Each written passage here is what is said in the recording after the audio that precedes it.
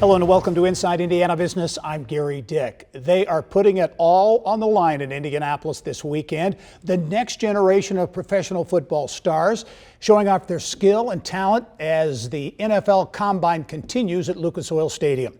The best college football players in the nation in Indy to showcase what they've got in front of NFL executives, coaches, and scouts. Indianapolis has hosted the Combine since 1987. Back when Fort Wayne native and Purdue star Rod Woodson showed off the skills that eventually sent him to the NFL Hall of Fame as a Pittsburgh Steeler. Fort Wayne, Indiana has three rivers. Pittsburgh Steelers, or the Pittsburgh has three rivers. My high school team is black and gold. My college team is old black and gold, right? And I was like, it was meant to be. To be indeed, the NFL Combine pumped some $9 million into the central Indiana economy and is guaranteed to stay here at least through 2026. City leaders also have other big sporting events on the radar. The draft we're always looking at, PBR World Finals, monster trucks, UFC. All those type of things are things that I think Indy has an opportunity to go after. Not to mention the fact that we're looking at Women's Rugby World Cup matches coming in 2033. Rugby, one of many sports in England-based Sportable's portfolio, the sports tech company using the Combine in Indianapolis-based Sports Tech HQ as a backdrop to announce it's expanding its footprint in the United States right here in Indiana. And joining me now to break down what it all means to the sports tech economy in Indiana, Sportable's VP of Sales and Partnerships, Blaine Scully, and Sports Tech HQ Executive Director, Jeff Hintz. And gentlemen, welcome to the program. Thanks for having us.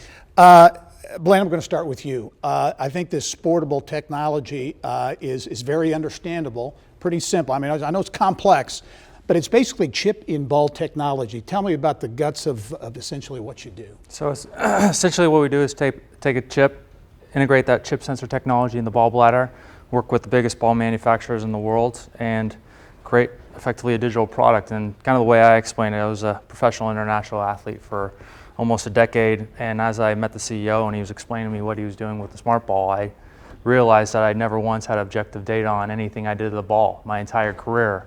And that's really where the light bulbs started to kick off, that I could get information on every kick, every pass, every rep that I had from a skill perspective, and we just kind of evolved from there. Yeah, rugby is one of the key sports you're into, but really get into American football now. College football, the National Football League as well. So this gives you data, if you're a quarterback and you're throwing the football, this gives you data on a whole host of release things. Velocity, spin rate, trajectory.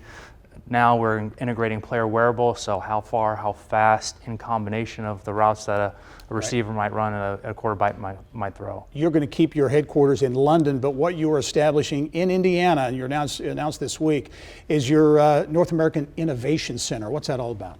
Well, there's great people here, first and foremost, great partners, like standing next to me, and an ecosystem that we really feel like we can build around. That includes talent, includes testing. Obviously, we have a lot of technology and we have a lot of grand plans on what's on our roadmap, and we just feel like this is a great place to do it.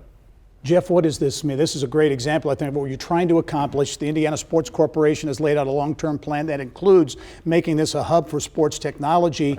Sports Tech HQ, some 40 companies you're working with. That's right. Yeah, this is an incredible win for us. We're super thankful to Sportable and the team.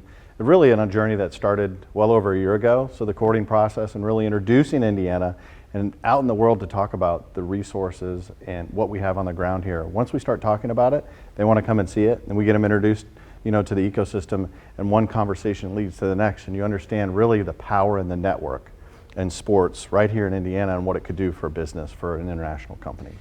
This goal of really creating a sports technology hub, this announcement certainly will go a long way.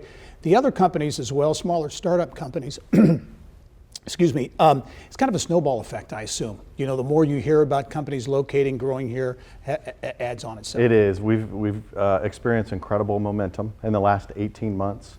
We've been able to attract over 20 companies of the over 40 that are here now in Indiana. And yeah, the word is out about Indiana and what we're doing here with sports technology, and supported by our university partners and the NGBs and the other professional partners. It's all here. The ingredients are just right for growth and expansion.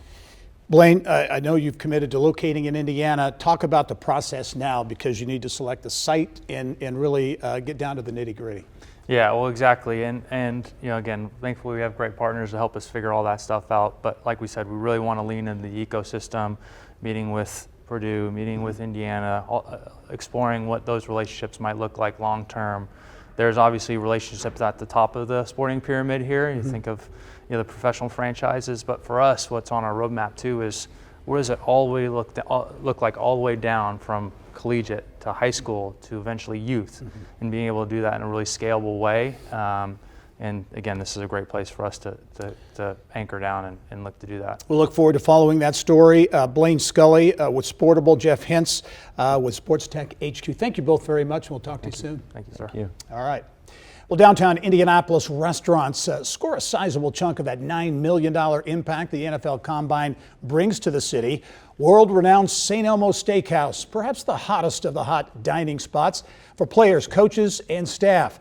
I spoke with the man in charge at St. Elmo, Hughes Culinary CEO and co-owner Craig Hughes, about the challenges of managing and meeting demand during Combine Week.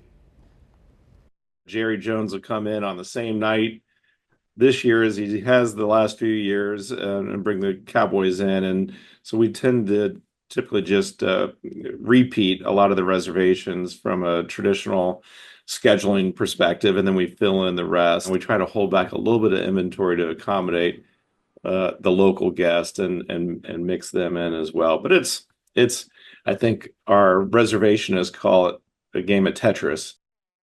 Much more with Hughes Culinary CEO and co-owner Craig Hughes, including Peyton Manning's affinity for St. Elmo, on the next edition of the Business and Beyond podcast. You can check it out at InsideIndianaBusiness.com starting Monday.